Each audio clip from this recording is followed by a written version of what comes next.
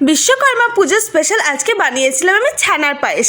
এই ছানার পায়েস কিন্তু একদম দুর্দান্ত হয়, সত্যি দুর্দান্ত স্বাদের, মুখ থেকে ছাড়বে না কিন্তু এই ছানার পায়েসটা। তো সবাই পুরো ভিডিওটা দেখতে থাকো, আশা করছি তোমাদের খুব ভালো লাগবে বা পছন্দ হবে। তো প্রথমেই কিন্তু দুধ বসিয়ে দিয়েছি গরম করার জন্য একটা পাতিলাতে। এই দুধটা কিন্তু আমি ছানা কাটিয়ে নেব। ছানা কাটানোর জন্য আমি এখানটায় নিয়েছি পাতিলেবুর রস। একটা পাতিলেবু কেটে রসটা বের করে নিয়েছি। দুধটা একটু ফুটে আসলেই ওর মধ্যে রসটা দিয়ে ভালো করে নাড়াচাড়া দিয়ে নেব। বেশ ভালো করে নাড়াচাড়া দিলেই কিন্তু ছানাটা খুব ভালো করে কেটে যাবে। দেখো আস্তে আস্তে কিন্তু ছানাটা কেটে গেছে, মানে খুব ভালো করে ছানাটা কিন্তু বার হয়ে গেছে। আরেকটু ঘুরিয়ে নিলে কিন্তু খুব ভালো করে ছানা বার হয়ে যাবে একদম। তো দেখো ছানা তো বার হয়ে গেছে, এবার আমি এটা কিন্তু ছেঁকে নেব, মানে ছানাটা চিপে বার করে নেব।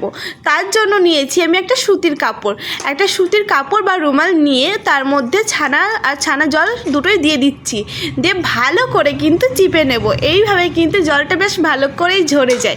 তোমরা চাইলে কিন্তু ছাঁকনি দিয়েও ছেঁকে নিতে পারো, কিন্তু এইভাবে খুব তাড়াতাড়ি হয় আর খুব ভালো করে একদম জলটা ঝরে যায়। দেখো এইভাবে একটুখানি চিপে নেব, বেশি ভালো করে চিপের প্রয়োজন পড়বে না।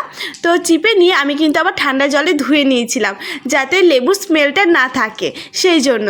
তো দিয়ে দিয়েছি একটা থালার মধ্যে রাখার পর একটুখানি আমি শার্ট করে দিচ্ছি। খুব বেশি ভালো করে চিপিনি তো, সেই জন্য একটুখানি শার্ট করে দিলাম আমি। বেশ শার্ট করে দিয়েছি। এবার এর মধ্যে কী দেবো বা কী দিয়ে বানাবো সেগুলো তোমাদের সাথে একটু শেয়ার করে দিই। দেখো প্রথমেই নিয়েছি কাজু, একদম কাজুগুলো কিন্তু আমি ভেঙে নিয়েছি, গোটা রাখিনি। আর নিয়েছি কিশমিশটাকে বেশ ভালো করে ধুয়ে নিয়েছি। আর নিচ্ছি একটা তেজপাতা আর দুটো এলাচের ফ্লেভার কিন্তু আমার ভীষণ পছন্দের।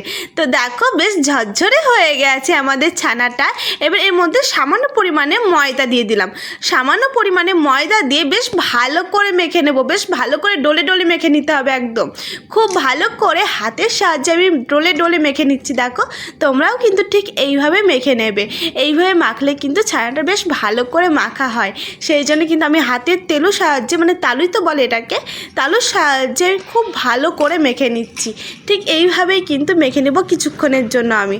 তো খুব ভালো করে মাখা হয়ে গেছে। এবার এর থেকে ছোট ছোট একটুখানি লেচি কেটে গোল করে নেব, একদম গোল শেপ করবো, যেরকম রসগোল্লা বানায় ঠিক সেরকম। দেখো ঠিক এইরকমভাবে। তো এই একই রকমভাবে কিন্তু সবগুলো বানিয়ে নেব আমি। সবগুলো কিন্তু বানানো হয়ে গেছে। আর এদিকে আর একটা সসপ্যানে বসিয়ে দিয়েছি দুধ। এই দুধটাই কিন্তু পায়েসটা বানাবো। দুধটা বেশ ভালো করে ঘন করে নিতে হবে। আর এই যে নিয়েছি চিনি ছাড়া কি পায়েস হয়, তাই না? তো পরিমাণ মতো চিনি নিয়েছি, তোমরা নিজেদের স্বাদ মতো নিয়ে নিও, যে যেরকম মিষ্টি খেতে পছন্দ করো। কেউ বাড়িয়ে নিতে পারো বা কেউ কমিয়েও নিতে পারো। দুধটা বেশ ভালো করে কিন্তু ঘন করে নেব। তো দুধটার মধ্যে এবার দিয়ে দিচ্ছি আমি একটা তেজপাতা আর দুটো এলাচ দুটো আমি কিন্তু একদম ভেঙে দিয়েছি, মানে ফাটিয়ে দিয়েছি। আর এরপর দিয়ে দিচ্ছি আমি কাজু কিশমিশ দেওয়া হয়ে গেলে তারপর দিয়ে দিচ্ছি চিনি দিয়ে আবারও খুব ভালো করে নাড়াচাড়া দিয়ে নেব। কিন্তু দুধটা কিন্তু আমাদেরকে ভীষণ ঘন করতে হবে, মানে খুবই ঘন করতে হবে, নইলে কিন্তু পায়েস একদমই ভালো লাগবে না। গ্যাসের ফ্লেম লো রেখেই কিন্তু আমি করছি। গ্যাসের ফ্লেমটা লো রেখে দিয়েছি। এবার দিয়ে দিচ্ছি ছানার বলগুলো একে একে সবগুলো দুধের মধ্যে দিয়ে দিচ্ছি।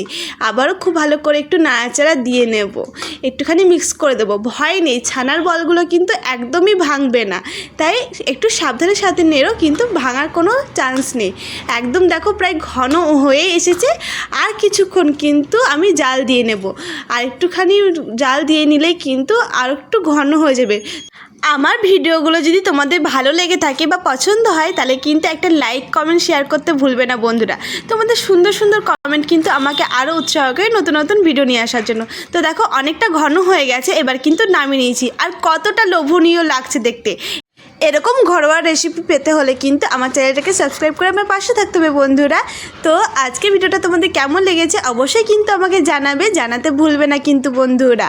তো আজকের মতো ভিডিওটা এই পর্যন্তই। সবাইকে অসংখ্য ধন্যবাদ এতক্ষণ ধরে আমার ভিডিওটা দেখার জন্য। সবাই খুব ভালো থেকো, সুস্থ থেকো। আবারও দেখার জন্য কোনো ভিডিওতে, ততক্ষণের জন্য ওকে বাই, টাটা বন্ধুরা।